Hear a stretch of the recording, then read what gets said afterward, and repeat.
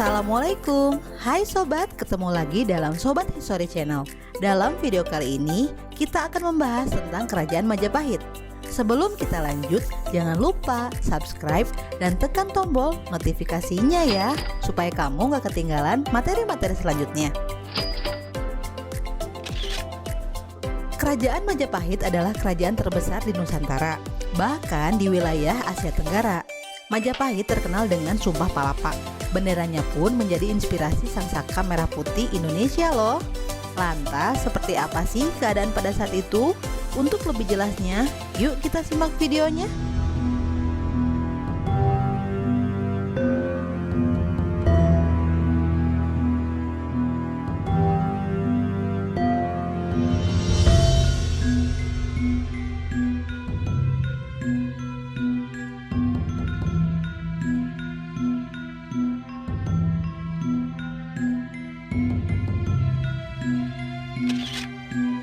Letak dan pendiri Kerajaan Majapahit.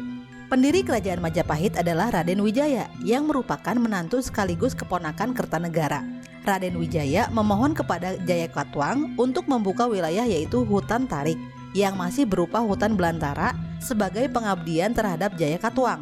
Raden Wijaya berdalih sebagai pertahanan kerajaan karena Sungai Berantas adalah pintu keluar masuk untuk mengakses wilayah utama kerajaan di Jawa Timur, baik Kediri maupun Singosari. Desa itu dibuka dengan nama Majapahit karena berhubungan dengan ditemukannya buah maja yang pahit di daerah tersebut. Raden Wijaya dengan bantuan Arya Wiraraja yang justru mendukungnya untuk bertahta mulai mengumpulkan kekuatan. Kesempatan ini bersambut dengan datangnya tentara dinasti Yuan yang dikirim untuk menghukum Kertanegara sebagai penguasa Jawa.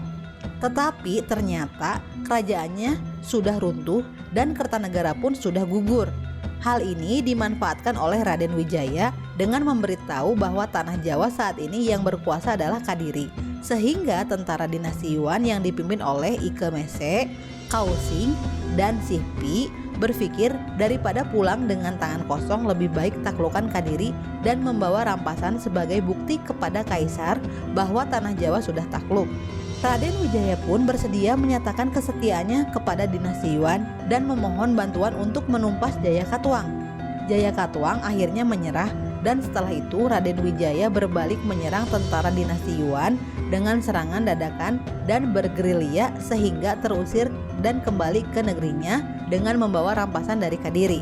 Raden Wijaya kemudian menobatkan diri sebagai Raja Majapahit dengan gelar Kertarajasa Jayawardhana pada tahun 1293 Masehi. Perkembangan dan Raja-Raja Majapahit. 1. Kertarajasa Jayawardhana atau terkenal dengan nama Raden Wijaya sebagai Raja pertama Majapahit menikmati hasil-hasil dari ekspedisi yang dikirim oleh Singosari. Salah satunya ekspedisi Pamalayu. Perjalanan ini memperoleh hasil yang gemilang baik secara materi maupun pengakuan kekuasaan dari wilayah-wilayah yang jauh. Kertarajasa mengangkat pengikut-pengikutnya menjadi pembesar kerajaan. Nambi menjadi Rakrean Mahapati, Sora menjadi Rakrean Patih di Daha, Ronggolawe menjadi Mantri Dwi Pantara, dan Adipati Tuban. Penunjukan ini ternyata berbuah buruk bagi kerajaan. Beberapa pihak menyatakan ketidakpuasan atas penunjukan itu. Misalnya, Lawe yang tidak menyukai Nambi sebagai Mahapati karena menganggap dirinya dan Sora lebih berbakti dan berbuat banyak. Padahal Kertarajasa punya pandangan lain mengenai Nambi, yaitu bijaksana, ketenangan berpikir, dan seorang empu ahli administrasi. Seorang tokoh kerajaan diistilahkan Mahapatih menggambarkan kepada raja bahwa Ronggolawe hendak memberontak. Konflik ini adalah awal dari kekacauan selama 20 tahun awal kerajaan berdiri hingga terjadilah pertempuran antara Majapahit dengan Tuban yang dipimpin oleh Ronggolawe. Kebo Anabrang yang merupakan panglima kerajaan berhasil membunuh Lawe di Sungai Tambak Beras, namun kemudian dibunuh oleh Sora yang tidak terima atas kematian seorang pahlawan Majapahit. Atas prakarsa dari Mahapati, Sora disingkirkan dari kerajaan setelah bertempur melawan raja pada tahun 1298 sampai 1300 Masehi. Perjuangan Kertarajasa untuk mempertahankan keseimbangan kerajaan sangat sulit, sampai akhirnya wafat pada tahun 1309 Masehi dan digantikan oleh putranya Jayanegara. Jayanegara merupakan putra mahkota dari Kertarajasa, sehingga menjadi haknya untuk bertahta ketika ayahnya wafat. Jayanegara seringkali dicap sebagai raja yang kurang cakap.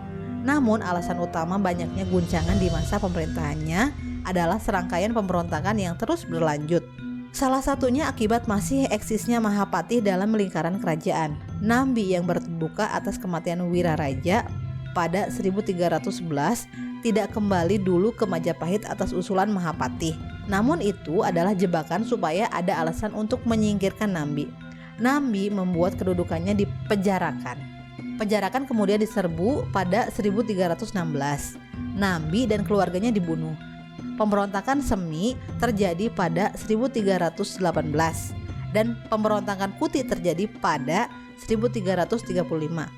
Keduanya adalah Dharma Putra atau pejabat yang diberi anugerah raja. Jayanegara berhasil diamankan oleh Gajah Mada di Badander. Kemudian serangan balik dilakukan Majapahit yang dipimpin Gajah Mada. Pada akhirnya Kuti dapat dibunuh.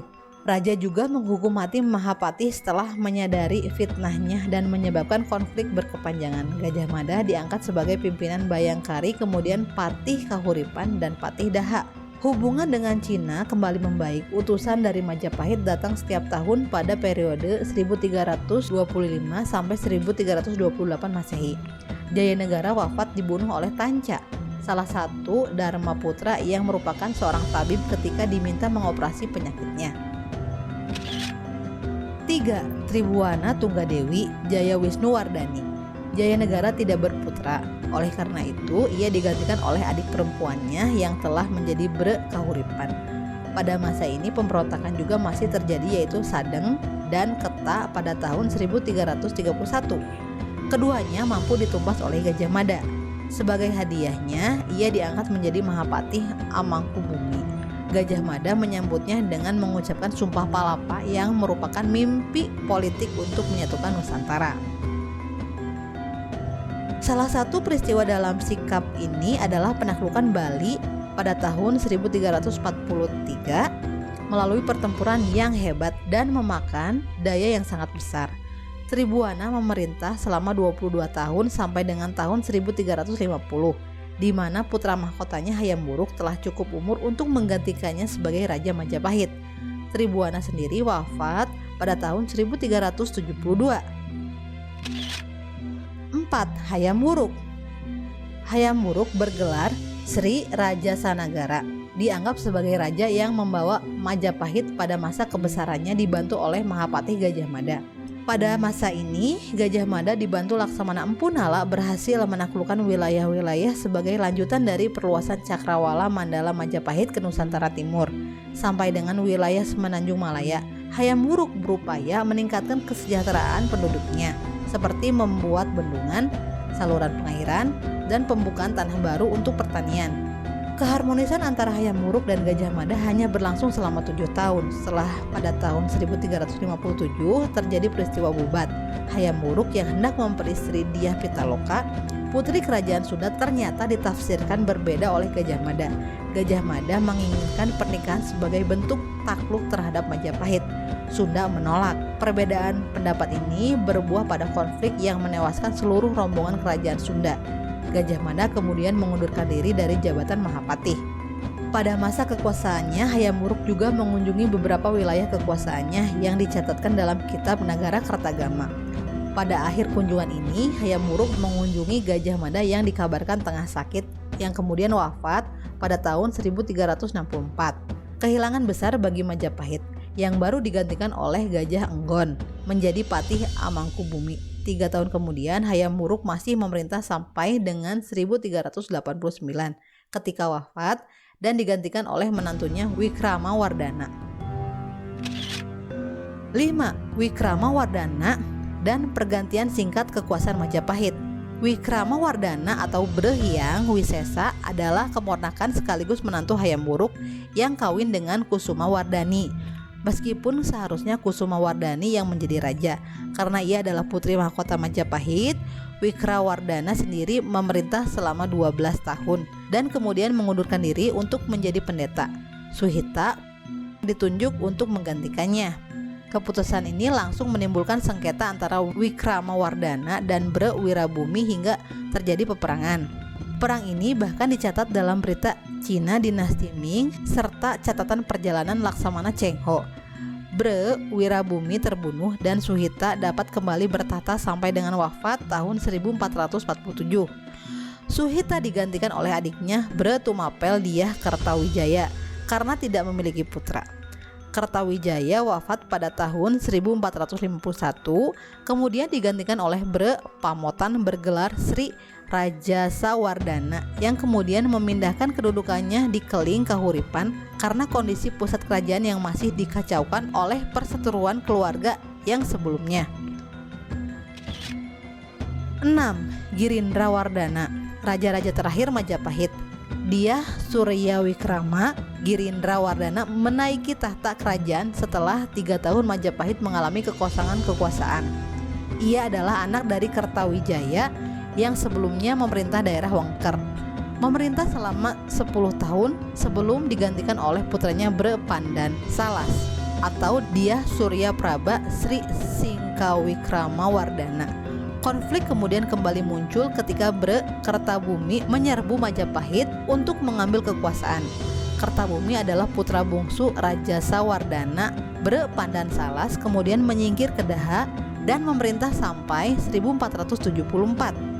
Girindrawardhana Dyah Ranawijaya menggantikannya namun berkedudukan di Keling karena pusat kerajaan masih dikuasai oleh Kertabumi. Runtuhnya kerajaan Majapahit. Beberapa pendapat menyatakan bahwa Majapahit telah runtuh sejak tahun 1478 ketika Ranawijaya menjadi raja namun tetap berkedudukan di Keling Kahuripan atau Kadiri. Sementara Kertabumi yang menduduki Majapahit tidak tercatat mengangkat diri sebagai Raja Majapahit. N.G. Krom berpendapat bahwa Wangsa Girindra adalah keluarga baru dari Kadiri yang merebut Majapahit dari Wangsa Rajasa. Di sisi lain, berita dinasti Ming masih mencatat hubungan antara Cina dan Jawa sampai dengan tahun 1499. Rui de Brito, gubernur Portugis di Malaka pada tahun 1514, bersurat pada Raja Manuel bahwa ada 2 raja kafir di Jawa yaitu Sunda dan Jawa. Kemudian Duarte Barbosa, penulis Italia yang menyatakan bahwa tahun 1518 ada raja kafir yang berkuasa di Jawa.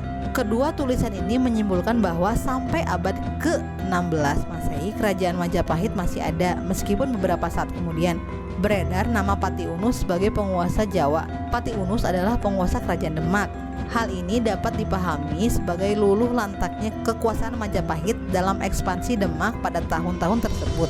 Menurut pendapat lain, berkuasanya Demak tidak lain adalah lanjutan dari sengketa antara Kertabumi dan Ranawijaya. Karena dalam babat Tanah Jawi dan Serat Kanda, Raden Patah adalah keturunan dari Prabu Brawijaya Kertabumi. Peninggalan Kerajaan Majapahit. 1. Situs Trowulan.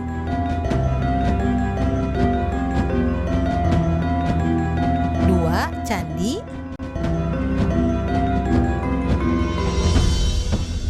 3. Kitab.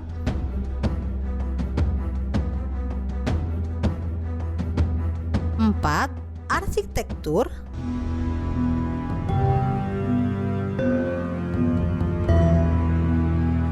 5. Legitimasi politik.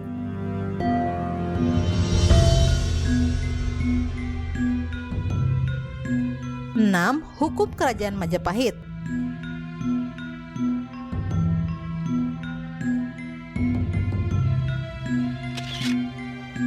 Jika materi ini bermanfaat buat kalian, silahkan like dan share karena dengan berbagi akan semakin banyak orang yang memahami dan mencintai sejarah. Semoga video kali ini menambah wawasan kalian tentang sejarah. Sampai ketemu pada materi selanjutnya.